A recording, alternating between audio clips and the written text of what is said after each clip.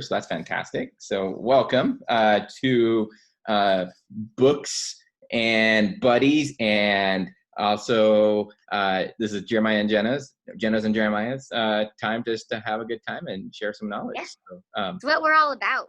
Yeah.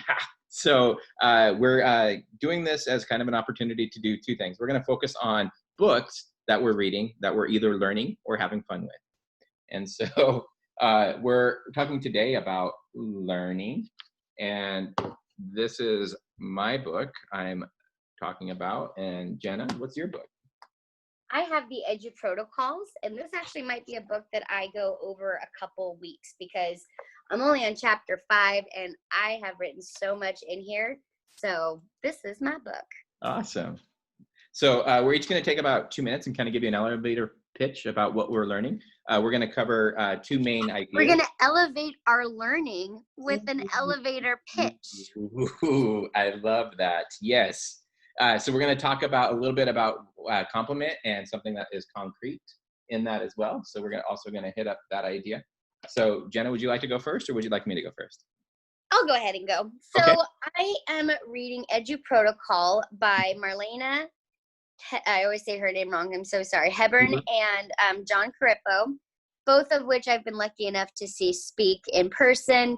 Wonderful people, on fire, great ideas. So what this is kind of like, it talks about making protocols like templates. So for example, my kids, one of the Edu protocols we did was phonics. And I created a Google slide that had like 37 different slides because it was the 37 most common word chunks. And then each slide had a picture of the alphabet, the word chunk sound that was making like a video, and then a place where they could write on their Chromebooks to make words. And so that's just like, and no matter what words we were going over, those were useful. That was a useful template that you could just go in. The kids did it in a couple minutes. They had a lot of fun. There's a lot of really good stuff in here. So that is my compliment, is that it's one of those books that's not very theory ridden, which I think in education we can get a little theory heavy. Yeah. You know what I mean? Yeah. So this is really practical. And so when we're talking about compliment and concrete, we're talking about paying a compliment to the source. It's got a lot of great ideas, very well written, super clear. And then the other part is the concrete. And that's the real life thing that I'm going to be taking out of this and bringing into my classroom. Because we have no idea what school is going to look like, I'm going to take the second grade standards and I'm going to create a series of lessons that will center basically around hyperdocs, but other options, so that a student can click on nouns, for example, and it'll take them to a slide, and there'll be like my instructional video, and then some practice options like little games, or like an Alpha Blocks video, and then options. How are you going to show me that you understand what these things are telling you, and give them choices on what they want to do? But basically, I want to create those things that I can use the same rubric for, right? No matter if it's a presentation or a speech or a play or a song, there's basic information I'm looking for. So that is the concrete thing that I'm going to take out of this book. That's awesome. What about you, Jeremiah?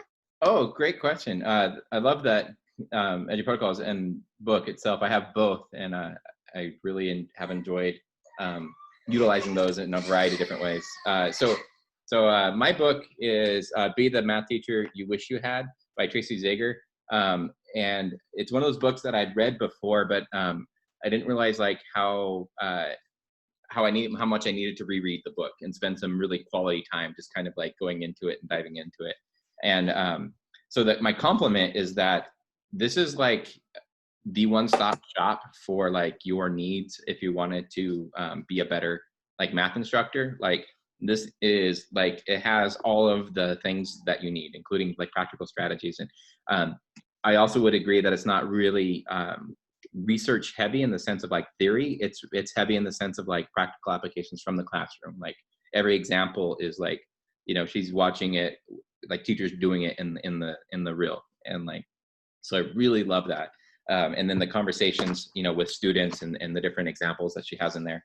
from student work and from student perspectives is really cool. So I don't have a concrete thing. I have several, and so when I'm reading a book like this, especially one that has this much detail, I usually do a little dog ear on the book that has an idea that I want to capture. And so last night, in fact, I came across another one that I wanted to capture. So this right here is just my latest one.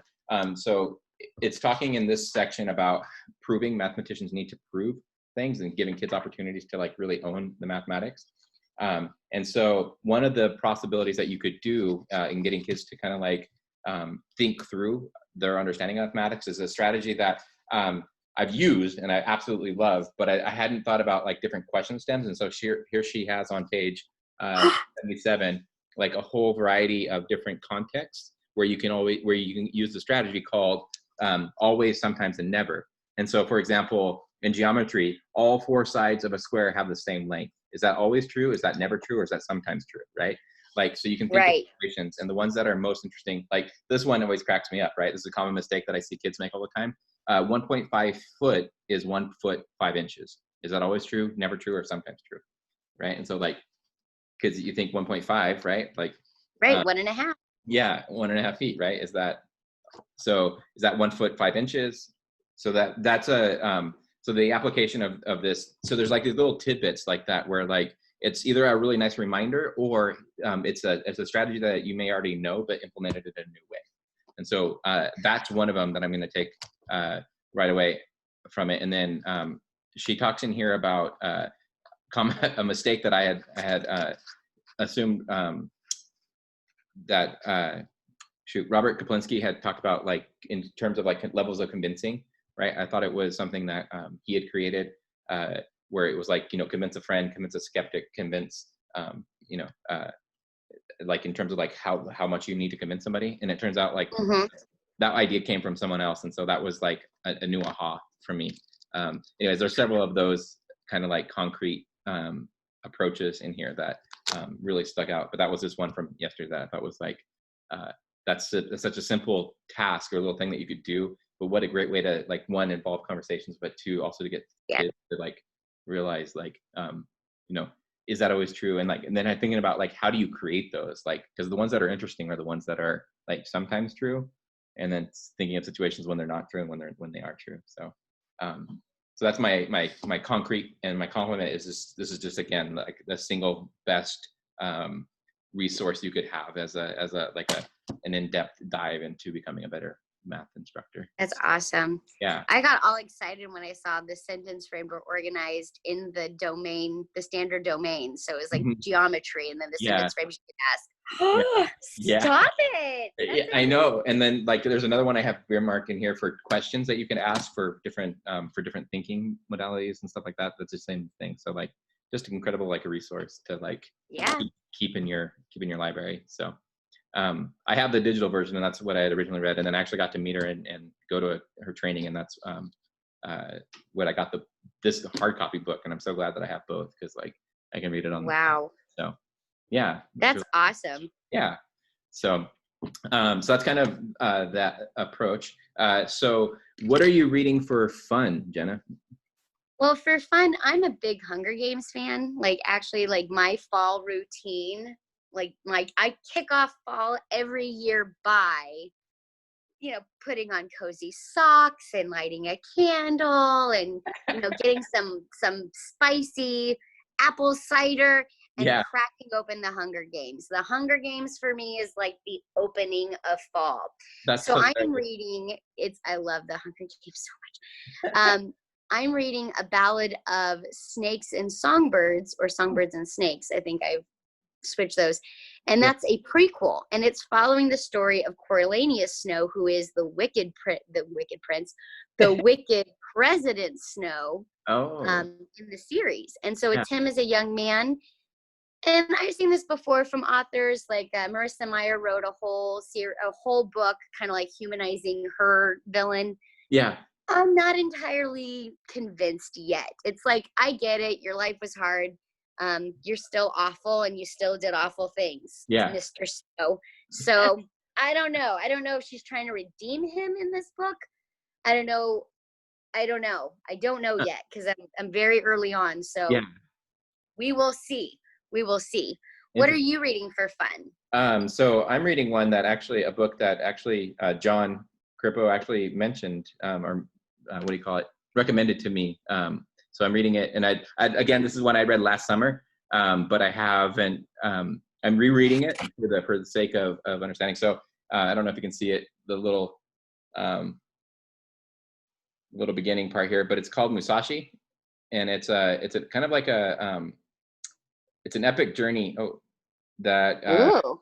yeah. So it's like it covers the life of essentially their greatest swordsman in history, and so it kind of starts off with the kid when he's 17 after a battle in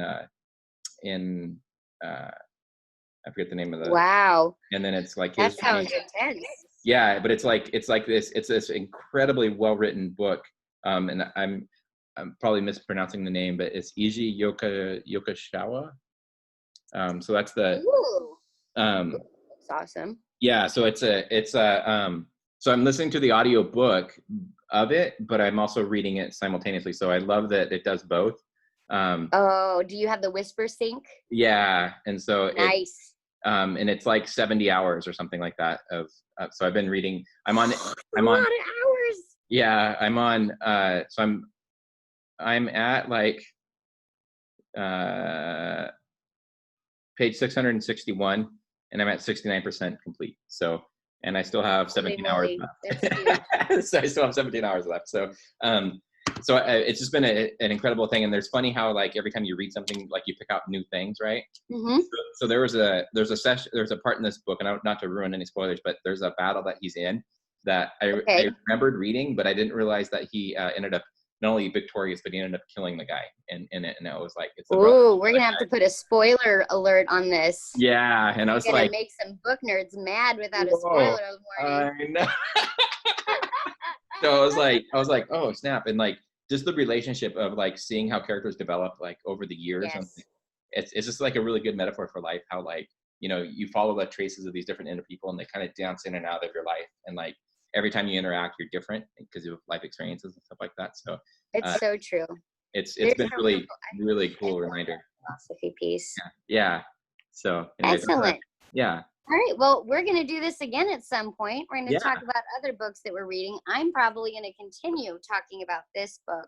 I talked about one compliment and one concrete. So I think I'm going to go into Freyer models next week and how this book has opened my eyes to the possibility of the world of Freyer. Yes. That's an excellent opportunity. And then I'll probably be discussing my new book I'm reading for learning is Zaretta Hammond's Culturally Responsive Teaching. So I'm doing a deep dive into that for next time. Okay.